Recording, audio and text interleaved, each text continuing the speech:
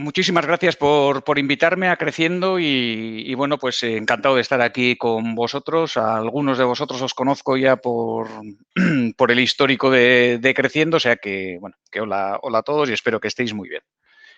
Bueno, en la invitación hablábamos, como decía César, de incertidumbre, hablábamos de, bueno, si en este nuevo mundo hay que hablar de exportación, hay que hablar de posicionamiento internacional, ¿no? Porque va a cambiar. Y el tema del talento local. Entonces, bueno, lo que me gustaría es compartir con vosotros un poco, pues, bueno, cómo vemos o cómo se ve todo esto, ¿no? El objetivo es aportar algo diferente, algunas ideas clave que os permitan o que os ayuden, pues, reflexionar, os ayuden a mejorar vuestra eficiencia ahora, ¿no? Sabiendo que los que conocéis vuestro producto, los que conocéis los mercados, sois vosotros. ¿Vale? Entonces, bueno, los insights que vamos a tratar de compartir son pues un poco más transversales, ¿no? Y hay elementos que hay que tener en cuenta, sobre todo en el mundo internacional, que están fuera de lo que es la cadena de valor vuestra o vuestro producto o servicio, que es las capacidades blandas en gestión de administración, cómo se negocia, cómo se gestiona talento local, etcétera, etcétera, ¿vale?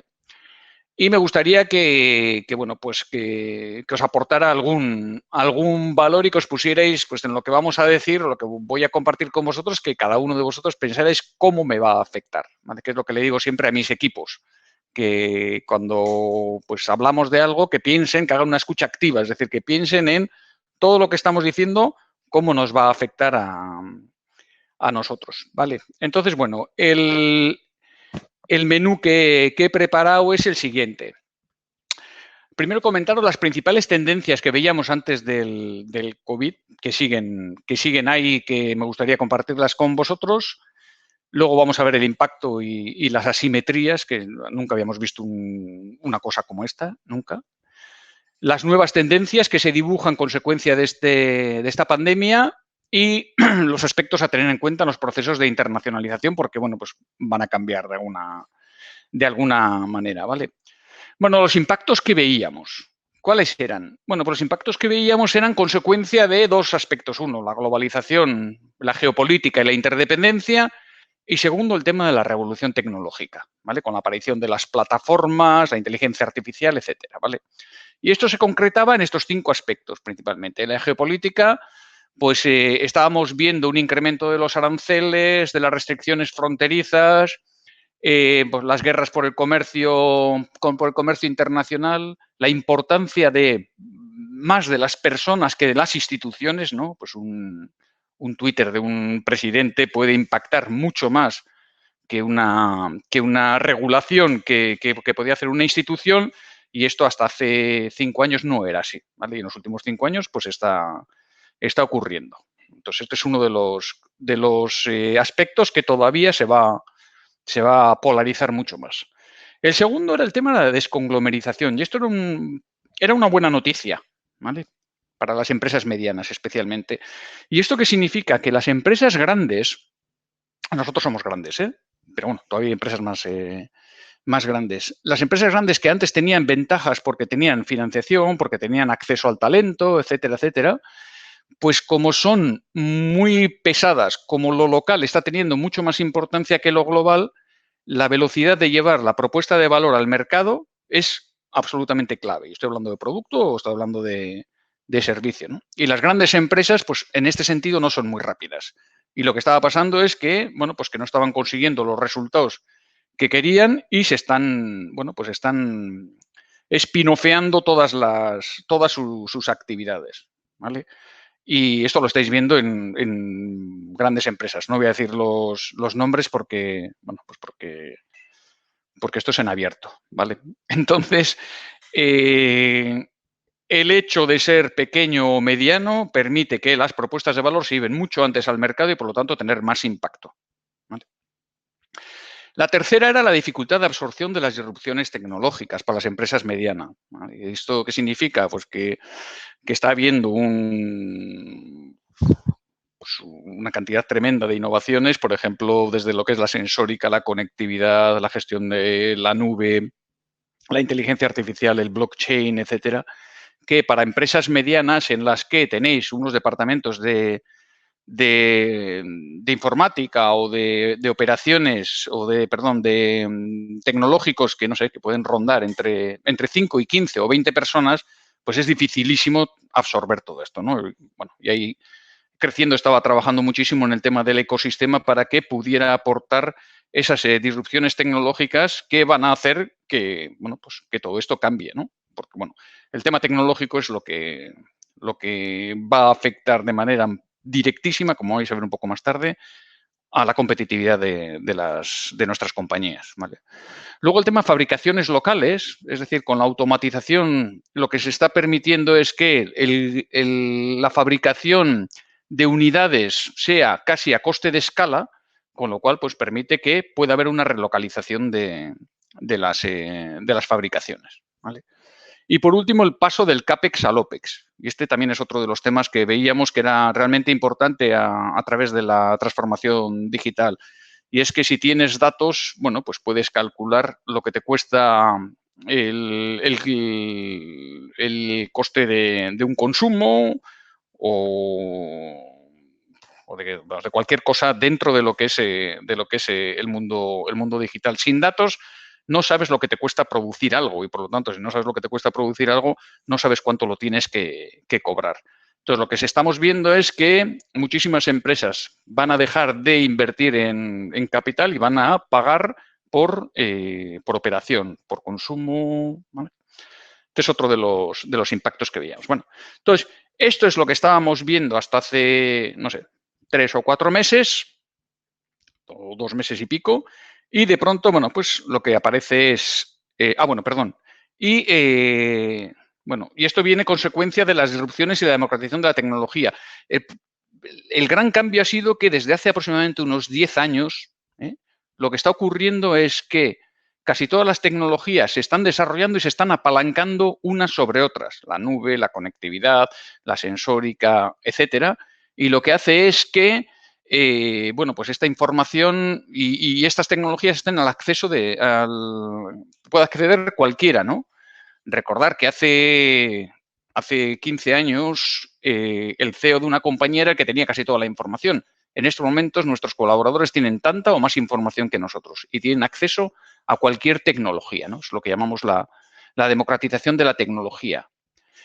Y lo que nos lleva es que a un impacto de la transformación digital, ¿no? Que puede ser, desde el punto de vista operativo, conseguir eficiencia o desarrollo de negocio, la eficiencia sobre todo por mejora de costes de calidad, por mejora de costes de mantenimiento, incremento de la vida del activo, o estratégicos es el nuevo modelo de negocio. Y esto es lo que comentaba antes y en Creciendo se está trabajando mucho, ¿no? El modelo de negocio es la forma en la que monetizas tu propuesta de valor, ¿vale? Esta definición es de Carlos Mira, o sea que no sé si está por ahí, pero se la tomo prestada.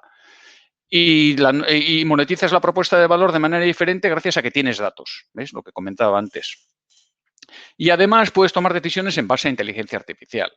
Veremos un poquito más adelante, comentaré que en el mundo de la eficiencia la inteligencia artificial es importante, pero es mucho más importante desde mi punto de vista en la gestión de oportunidades, ¿vale? Muchas empresas tenemos CRMs, bases de datos de clientes, en los que tenemos oportunidades y en los que podemos conseguir a través de lanzamiento de algoritmos, búsqueda de patrones que nos identifiquen por qué nuestros clientes están tomando decisiones o están comprando nuestro producto, y eso nos permite tener muchísima más capacidad de influencia, ¿vale? Entonces, nos llega el COVID-19 con shock de demanda, shock de oferta, shock en el mercado financiero. No voy a entrar porque esto ya lo tenéis bastante, ¿vale? Bastante conocido. Y esto pues cambia completamente la economía mundial. Entonces, este es un informe de McKinsey en el que, en función del impacto de la eficiencia de las políticas económicas y de la respuesta al virus y la respuesta sanitaria, bueno, pues se hizo una entrevista a 2.000 ejecutivos diciendo cuáles eran los escenarios, ¿vale? Y los escenarios, como veis ahí, son desde la V en que el impacto y la eficiencia de la política económica es buena y el impacto del virus y la eficiencia de la respuesta sanitaria es muy buena, bueno, pues esto es un impacto en V, ¿no? Que es la que queríamos. Y si el impacto de la eficiencia de la política económica era muy bajo y el impacto del virus era el peor, pues esto era la famosa y temida L. ¿Vale? Entonces, bueno, se hizo las entrevistas y, bueno, pues lo que veíamos ahí era que lo que más se veía desde el punto de vista de estos ejecutivos, estos 2.000 ejecutivos, era el escenario que vemos ahí en medio, ¿vale? Y este escenario nos llevaba, o nos lleva, a una reducción del Producto Interior Bruto del menos 6,5 en el año 2020, ¿vale? Y un retorno al escenario precrisis en 2022 en el Q3. ¿Vale? Si esto lo separamos entre China, Estados Unidos y la eurozona, en la eurozona estaríamos en un escenario precrisis del Q3 del 2023. ¿Vale? Perdonar que os dé malas noticias, pero bueno, esta es una información de McKinsey, ¿vale? No es una información mía. Entonces, bueno, pues vemos que el impacto es algo como con una profundidad que no hemos visto nunca. Y esto lo que nos ha llevado ha sido a un concepto que a mí me gusta bastante, que es el tema de las asimetrías, es decir, el impacto por sector pues ha sido completamente diferente y brutal. ¿Vale? Bueno, si cogemos el Stock 600, la bolsa en Europa, cogemos el Dow Jones, ¿vale? La caída media puede rondar el 16 o 17%, pero, no sé si lo estáis viendo ahí, pero tenemos caídas, por ejemplo, en aerolíneas del 54, en aeroespacial del 47, en construcción del 29, en hoteles el 31, en seguros el 33, en financiero el 40% de caída desde el 1 de enero al 6 de mayo. Y, sin embargo, tenemos semiconductores, que está en 0, salud, que ha crecido un 2,6%, IT, la parte de hardware, que ha caído solo un 3%, la parte de food and bev, de alimentación y bebidas, que ha caído un 6,5%. Bueno, pues hay una asimetría importante, ¿vale? Y estas asimetrías no van a ser solo, desde mi punto de vista, en sectores, van a ser en países, ¿vale? Va a haber países que van a salir mucho más reforzados. Va a ser también una asimetría, desde mi punto de vista, en empresas, es decir, dentro de cada segmento va a haber empresas que lo hagan muy, muy, muy bien y empresas que no lo hagan tan bien. Y va a haber una asimetría finalmente en personas. Va a haber personas que van a saber cómo o van a ser capaces de abrazar esta incertidumbre, ¿no? Y tomar decisiones, y ejecutivos, tomar decisiones en función de lo que estamos viendo, y va a haber personas que no van a poder hacerlo. ¿Vale? Por tanto, bueno, pues un cambio brutal y además dependiendo de cada uno de los sectores. Y los nuevos impactos, desde mi punto de vista, son estos. ¿Vale? El rol del Estado, el impacto de las eficiencias, la importancia de lo local, la importancia de la gestión remota, el escrutinio y las estructuras de los sectores, ¿vale? Y voy a explicar cada una de ellas. Bueno, el rol del Estado. En el rol del Estado tenemos uno de los grandes hándicaps que nos va a afectar luego, como vais a ver, al proceso de internacionalización.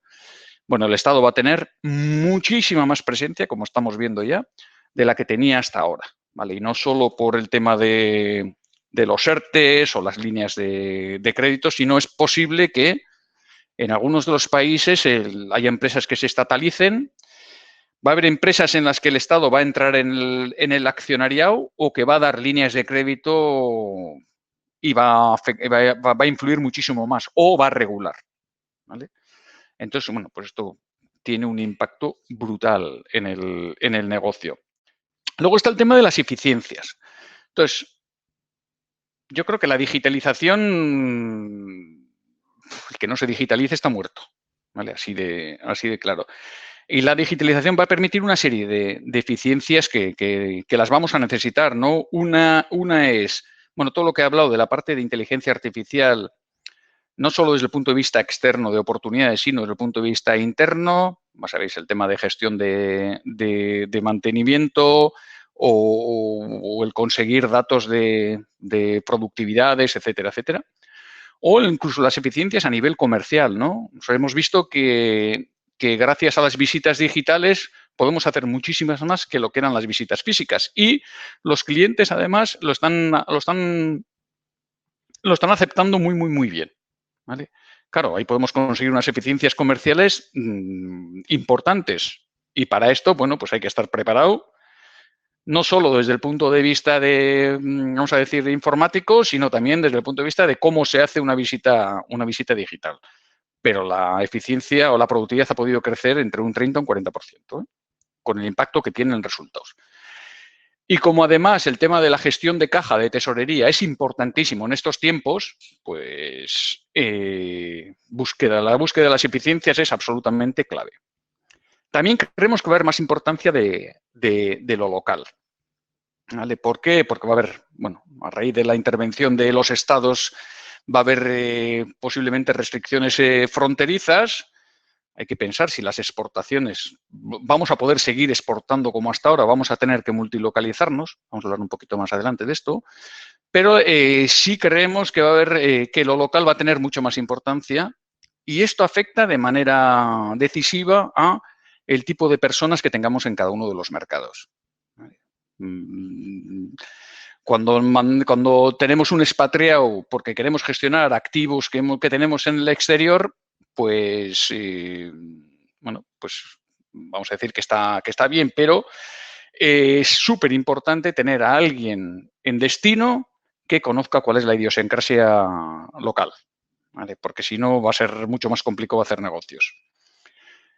Otro de los temas es la gestión remota especialmente de los activos. Hasta ahora, las empresas generalmente no querían tener la información o sacar la información de vamos a decir, de sus lugares a la nube, ¿vale? ¿Por qué? Por un tema de ciberseguridad. ¿Qué es lo que está pasando ahora? Bueno, pues que la digitalización permite gestionar remotamente los activos, puedes hacer mantenimiento a distancia o puedes actualizar información a distancia y esto te permite, pues bueno, no tener que enviar las personas y la seguridad de las personas se pone por delante de la ciberseguridad. Y además la gestión remota lo que permite es, en vez de que sean los técnicos, ¿no?, los que hasta ahora solían manejar ese tipo de informaciones, que sean las personas de negocio las que puedan manejar esta información. Hoy en día se puede tener cualquier información de la compañía en un modo digital y gestionarlo a través de remoto, ¿vale? Luego, por último, está el escrutinio social y gubernamental, es decir, bueno, pues ahí va a ocurrir que es posible que el Estado, ¿no?, intervenga un poco más en el sentido de que si tienes ayudas, pues te puede obligar a no repartir de dividendos. Bueno, vamos a tener alguna influencia mayor desde el punto de vista del Estado, como decía antes, y también desde el punto de vista de los inversores, ¿no?, de cómo tratamos a las personas de nuestras empresas, cómo tratamos a los proveedores o cómo gestionamos el tema de la sostenibilidad. No sé si en vuestras empresas soléis tener o queréis tener acceso a inversores extranjeros o a fondos, pero bueno, este es uno de los temas que más está calando. Y por último, el tema de las estructuras de los sectores. Pues va a cambiar las estructuras de sectores. El de la automoción, ya lo sabíamos, esto era antes del COVID, pero la supply chain de este sector pues posiblemente cambie completamente. En el mundo HoReCa, hoteles, restaurantes, etcétera, pues bueno, el tema de las distancias, el tema de la comida saludable también va a tener importancia. En el mundo energético, pues os podéis imaginar el cambio de la aparición de las microgrids, el tema de la energía distribuida, pues cambia completamente el sector, ¿vale? Bueno, pues estos son los nuevos impactos que vemos concretos del COVID. Entonces, bueno, ¿y esto cómo nos afecta a nuestros procesos de internacionalización? ¿Vale? Voy a intentar simplificar. Los procesos de internacionalización tienen como tres patas. Una es la exportación, otra es la multilocalización y lo último es la gestión de la empresa global, ¿vale? Y dentro de esos tres niveles, pues hay una serie de aspectos a tener en cuenta. Solo voy a entrar en aquellos que creo que han sido modificados sustancialmente como consecuencia del COVID, ¿vale? Que es, bueno, el estudio de mercado avanzado cuando queremos exportar o implantarnos en un país, el tema de la decisión, porque ahora creo que es importante, de si vamos solos o no a un país, y cómo lo hacemos, y por último, cómo gestionamos globalmente la compañía, ¿vale? Bueno, tenéis la presentación, con lo cual no voy a entrar más en detalle. Importante en la selección de país, aunque no lo he puesto en rojo, creo que es importante, ¿vale? Pues tener en cuenta todo. Hasta ahora, cuando hacéis la toma de decisión para decidir a qué país vais a exportar o vais a implantaros, pues tenéis una serie de informaciones, ¿vale? Muchas veces utilizáis el doing business que aparece por ahí, pero hay que tener en cuenta pues otra serie de aspectos, ¿vale?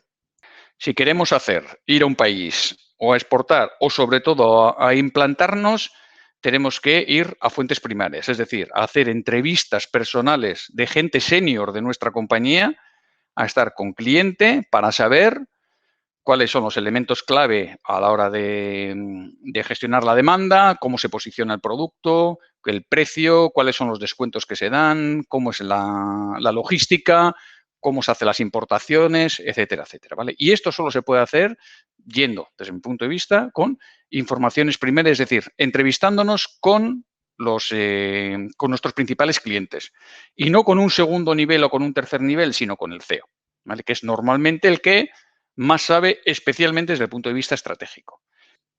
La pregunta siguiente es, ¿va a ser más difícil exportar? Pues posiblemente sí.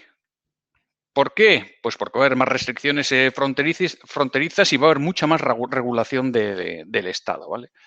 Entonces, cuando decidimos implantarnos en un país, pues tenemos varias alternativas. Una es montar una oficina de representación que sobre todo sobre todo gestiona temas de marketing y la exportación se hace desde la casa matriz. Hacer una oficina comercial en la que ya tienes stock, ¿vale? Puedes vender allí y además puedes vender en moneda local, incluso puedes hacer, en el caso de que sea producción, puedes hacer mantenimiento, reparaciones, o puedes tener una fábrica que tienes todo integrado, ¿vale? Esto normalmente, bueno, pues lo puedes hacer solo o acompañado. Entonces, tienes que tomar la decisión, bueno, ¿cómo lo hago? Entonces, uno de los elementos que creemos que en los próximos tiempos va a ser importante es que como los mercados internacionales van a ser bastante complicados de gestionar, pues es posible que sea más fácil haciéndolo con una alianza, ¿vale? Para que el riesgo de la inversión sea menor. Pero las alianzas son más difíciles de gestionar, ¿vale? Entonces, en una joint venture, pues lo que hay que hacer, si queremos hacer una alianza con alguien en destino que conozca muy bien el mercado, pues tenemos que seguir una serie de pasos adecuados, ¿vale? Que son sobre todo la selección del socio, después de que hemos hecho el estudio de mercado, ¿eh? La selección del socio, ver si realmente sus objetivos y los nuestros son los adecuados. El tema del contrato, gestión del contrato, es decir, saber si el tema de las patentes, la marca, ¿vale? Está contemplado, cómo se gestiona. Y por último, la gestión después de hacer la alianza, ¿no? Cómo se hace la gobernanza. Entonces, esto es importantísimo que tengáis en cuenta. Yo creo que en los próximos meses y años vamos a ir a una gestión muchísimo más de alianza, más que inversiones propias, desde mi punto de vista, ¿eh? Entonces, bueno, aquí lo que os hago es, tenéis ahí un poco cuáles deberían de ser, en un proceso de una joint venture o una alianza, cuál deberían de ser los pasos a seguir, ¿vale? Bueno, como manual os puede servir. Hay una cosa que no solemos hacer o no soléis hacer las empresas pequeñas o medianas y es cuando se firma el contrato la cláusula de salida, ¿vale? Esto de casarte y firmar el divorcio el mismo día, pues es un poco complicado, pero en el mundo internacional hay que hacerlo, ¿vale? Y la cláusula de salida lo que te permite es que si no has conseguido una serie de objetivos que los tienes que tener en el business plan, que te permita salir ¿vale? sin mayores costes, porque al final cuando haces una inversión en otro país o una alianza, el que conoce el país es tu socio, no eres tú, ¿vale? Y salir de allí, si no has tenido antes gestionada la cláusula de salida, es muy complejo. Como el rol del Estado va a ser realmente importante, ¿Esto cómo se gestiona? Bueno, pues se gestiona a través de la diplomacia o de la influencia. Entonces, la diplomacia se puede utilizar a través de las oficinas que tenemos, pues tanto del ICES o de las oficinas de las embajadas o la representación que tenga la administración en destino. Y con esto, bueno, pues lo que se consigue es, bueno, pues saber cuáles son las políticas proteccionistas, saber qué puede pasar desde el punto de vista de regulatorio, las subvenciones, ayudas, si quieres hacer una alianza o una compra de una empresa, bueno, pues saber, conocer bien el socio con el que te estás uniendo. Bueno, las concesiones públicas o público-privadas, especialmente en las ciudades. Atención con el negocio a empresas que estén participadas por el Estado. Esto, por ejemplo, en China era muy habitual, pero es posible que con lo que estábamos diciendo antes de la estatalización de ciertas empresas, pues esto tenga más importancia, ¿no? Y luego, por último, la gestión multicultural, ¿vale? Entonces, bueno, y aquí ya empezamos a hablar de personas y de una serie de características que funcionan en todos los países. Esto, como va a ser súper importante lo local respecto a lo global, necesitamos que las empresas las personas que tengamos en destino estén realmente motivadas, ¿vale? Y esto no es sencillo, ¿vale? Ya pongo 4 de las características que creo que funcionan para todas las culturas, que son la autenticidad, el hablar con claridad, la apertura, es decir, las relaciones interpersonales, especialmente en países emergentes, más que en desarrollados, cumplir lo prometido, la coherencia, ¿vale? Y esto funciona hasta en países en los que no pasa esto, ¿vale? Yo viví 5 años en Marruecos y bueno, el tema de cumplir lo prometido allí no era especialmente, era culturalmente algo como muy valorado, ¿no? Pero, sin embargo, si tú lo hacías, generabas confianza. Y, por último, la aceptación, no menospreciar nunca a los demás y el respeto a los demás, ¿vale? Bueno, y termino ya con dos temas que creo que son importantes, que son el talento y el ecosistema, simplemente mencionándolos porque ya sé que en Creciendo se está trabajando, ¿vale? Pero sí estamos viendo en el talento, bueno, para mí el talento en estos momentos es aquella persona que por sus capacidades personales, que pueden ser estratégicas, comerciales o tecnológicas, que hoy en día es lo que más se ve, son capaces de aportar valor desde ya. Y esto hoy en día, en el mundo tecnológico, existe. Es decir, hay personas, freelancers, que son capaces de montar un algoritmo y aportarte valor tratando los datos desde el minuto 1. Esto no habíamos visto, yo no lo había visto nunca, ¿vale? Y este es un cambio importante. Entonces, ¿qué es lo que pasa? Que cuando queremos coger a gente que es nuevo talento, vamos a decirlo, se suele polarizar. O se va a las startups, por el tema de pertenencia, proyecto propio, no limitación a la creatividad, sensación de independencia, o a las grandes empresas que prometen o prometemos formación, aprendizaje, entorno tecnológico, multicultural e interdependiente, ¿vale? Y entonces las empresas medianas y pequeñas pues estáis teniendo alguna dificultad adicional. Entonces, aquí una de las ventajas que tienen las empresas, lo que tenéis, las empresas medianas y pequeñas, es la capacidad de decisión, ¿vale? En las grandes empresas muchas veces el marco de actuación te viene dado ¿vale? por lo corporativo, mientras que en las empresas medianas y pequeñas sois vosotros mismos los que podéis tomar la decisión. Y esto es atractivo para el talento, ¿vale? Y aquí el rol del CEO es fundamental. Es decir, cualquier incorporación de personas que tengan talento a vuestras organizaciones, si no las tratáis bien y además que creáis una cultura en las que esas personas pueden estar de manera adecuada en departamentos que llevan muchísimos años trabajando de una determinada manera, pues esto es importantísimo. Si queréis, luego lo comentamos, ¿vale? Y el mundo de los ecosistemas, que bueno, creo que está Fernando por ahí además, bueno, pues ya lo conocéis y esto también es un cambio radical. Si queremos hacer propuestas de valor un poco más complejas, necesitamos agentes diversos que puedan complementar la propuesta de valor que hacemos, ¿no? Y nuestras personas no están acostumbradas a gestionar esto desde un modo win-win. Es decir, estamos acostumbrados, o nuestros equipos están acostumbrados a yo soy cliente, tú eres proveedor y por lo tanto mi relación es de yo mando y tú cumples, ¿no? Y esto ha cambiado radicalmente.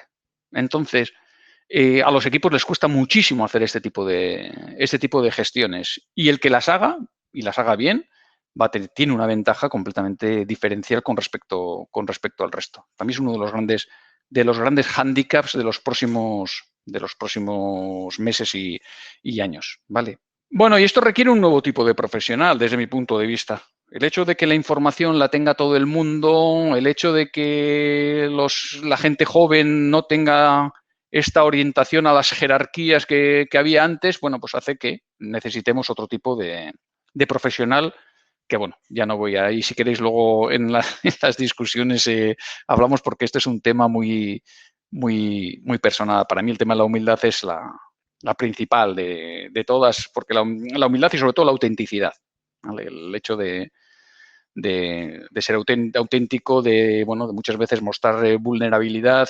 de ponerte en la piel del otro, pero de realmente sentirle al otro, ¿no? Y que el otro se sienta sentido. Esto me parece que es absolutamente clave, sin hablar de las capacidades para gestionar multiculturalmente o generacionalmente, o la gestión del talento. Yo a mis equipos lo que les digo ahora mismo es que en los próximos 6 meses nos jugamos los 5 años que vienen. ¿Vale? ¿Por qué? Porque en una situación como la que estamos ahora va a haber ganadores y perdedores. Y va a haber empresas y personas que sepan gestionar esta incertidumbre, haciendo las cosas más rápido, mejor que perfecto, y va a haber empresas que se van a ver completamente bloqueadas. Entonces, creo que en estos momentos, en los próximos 4 meses van a desaparecer competidores, van a aparecer nuevos, tenemos que tener una visión un poquito más sistémica de lo que está pasando, y lo que hagamos ahora, de verdad, creo que define el futuro. Por lo tanto, bueno, el futuro es presente y dentro de 5 años seremos lo que hagamos hoy. Esto es una frase del don José María Erendiarreta, que era un cura y que solía decir cosas realmente interesantes.